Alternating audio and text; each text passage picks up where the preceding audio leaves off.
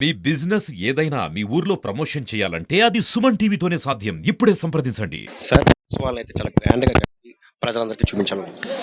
తొందరగా వీలైనంత యజ్ఞమైన భక్తుల మీద మేము ఈసారి కాన్సంట్రేషన్ చేసాం.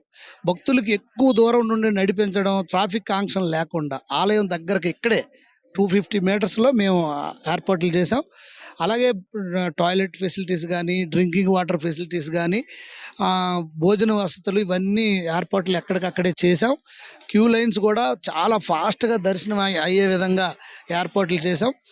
పకడ్బందీగా ఎప్పుడు కూడా గతంలో ఇలాగా కలెక్టర్ గారు గానీ, ఎస్పీ గారు గానీ మొత్తం స్టాఫ్ అంతా వచ్చి ఇక్కడే కూర్చొని ఇవంతా మీటింగ్ పెట్టి ఇంత జరగడం ఎప్పుడూ లేదు. సో, తప్పకుండా ఇది బాగా సక్సెస్ అవుతుంది. భక్తులందరికీ వీలైనంత ఎక్కువ మంది భక్తులకి వీలైనంత తొందరగా దర్శనాలు ఇవ్వగలుగుతామని ప్రతి ఏడాది చూస్తే గత ప్రభుత్వం పోల్చుకుంటే వీఐపీలకు గానీ, వాళ్ళకిచ్చినటువంటి ప్రాముఖ్యత వలన సాధారణమైన ప్రజలకైతే అందుబాటులో లేకుండా పోయింది దర్శనాలు.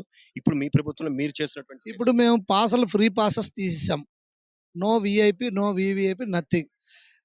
కొంతమంది ఇంపార్టెంట్ వ్యక్తులు ఉంటే వాళ్ళకి దర్శనం ఇస్తాం. ఎవరైనా టికెట్ కొనుక్కొని రావాల్సిందే.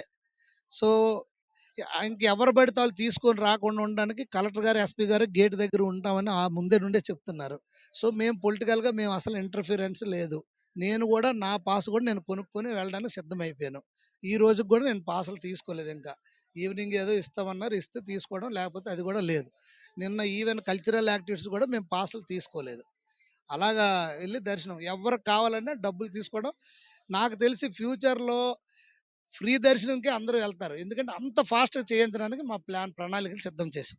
మరి దివ్యాంగులకు గాను, వికలాంగులకి ఎటువంటి ఏర్పాట్లు చేశారు? సీనియర్ సిటిజన్స్‌కి, దివ్యాంగులకి కూడా ఏర్పాట్లు చేసాం. వాళ్ళకి వెహికల్స్ కూడా పెట్టాం. వాళ్ళకి ఒక ప్లేస్ పెట్టాం. ఆ ప్లేస్‌కి అక్కడ టెంట్‌లన్నీ వేసాం. అక్కడికెళ్ళి వాళ్ళు కూర్చుంటే గవర్నమెంట్ వెహికల్స్ వస్తాయి. ఆ వెహికల్స్ నుండి వాళ్ళకేమో గేటు దగ్గరకు తీసుకొచ్చి ఇక్కడ డైరెక్ట్‌గా వాళ్ళకి స్పెషల్ లైన్ పెట్టాం. ఈ లైన్‌లో వస్తారు. మళ్ళీ వెళ్ళిపోవడానికి కూడా స్పెషల్ లైన్ పెట్టాం. ఆ లైన్‌లోనే వెళ్ళిపోతారు. సో, దానికి కూడా ఏర్పాట్లు చేసాం. మీ సారథ్యంలో రాష్ట్ర పండగగానైతే దీన్ని ప్రకటించడం జరిగింది. సో, ఇది ప్రతి ఏడాది అయితే చేస్తారు. 100% ఇది జియో పాస్ అయ్యింది. ఇంకెక్కడి నుండి ఇది ప్రతి సంవత్సరం రాష్ట్ర పండగే. సో, దానికి తగ్గ ఏర్పాట్లే మేము చేసుకుంటున్నాం. అరసవిల్లి ఏర్పాట్లయితే పూర్తిగానే చాలా అంటే నగరీ సుందరీకరణ అయితే చేశారు. ఇంకా చాలా పెండింగ్‌లు కూడా ఉన్నాయి దానిపైన. ఈ రేపటి నుండి మళ్ళీ రేపు ఒక్కరోజే ఆ పనులు ఆపాం. మళ్ళీ ఎల్లుండి నుండి కంటిన్యూ. ఎందుకంటే నెక్స్ట్ టైం మళ్ళీ వచ్చేసరికి కూడా మనకు కావాలి. దీనికి ప్రసాద్ స్కీమ్‌లో కూడా 100 crores శాంక్షన్ అవ్వబోతుంది త్వరలో. ఇంకా దీనికి పిల్గ్రిమ్స్‌కి పెద్ద ఎత్తున డార్మిటరీసు, గదులు, అలాగే టాయిలెట్సు, అన్నప్రసాదానికి సంబంధించి, భోజనం సంబంధించి హాల్స్, ప్రసాద్ కౌంటర్సు, అలాగే భక్తులు కూర్చోవడానికి అన్ని ఏర్పాట్లు ఒక డీపీఆర్ రెడీ చేసాం. అందులో అన్ని రకాల సదుపాయాలు ఉన్నాయి.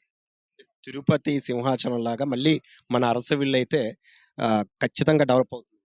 ఆ! యాక్చువల్‌గా ప్రాముఖ్యత సింహాచలం వాటితో పాటే ఇది గూడా. కానీ డెవలప్‌మెంట్ అవ్వక ఉండిపోయింది. నిరాదరణకు గురవ్వడం ఖాయం. సో, దాన్ని ఇప్పుడు ఒక లెవెల్‌కి తీసుకొచ్చాం. సో, ఫ్యూచర్‌లో ఇంకా దీన్ని డెవలప్ చేస్తాం. మాడవీధులు చేయాలి. ఇంకెన్నో చేయాల్సిన పరిస్థితి ఉంది. చూశారు కదా! ఎన్డీఏ కూటమి వచ్చిన తర్వాత గొండు శంకర్ గారు ఎమ్మెల్యేగా ఉన్నటువంటి ప్రాతినిధ్యంలో అరసవిల్లి దేవస్థానం అయితే అభివృద్ధి చెందుతుంది అంటూ ఆయన అభివృద్ధి చెందడానికి కావాల్సినటువంటి చర్యలను అయితే చాలా తీసుకోవడం అయితే జరిగింది. అదేవిధంగా ఇక్కడ ఉన్నటువంటి ప్రజలకు ఎటువంటి అసౌకర్యాలకు కలగకుండాను తగిన ఏర్పాట్లు అయితే చేయడం జరిగింది.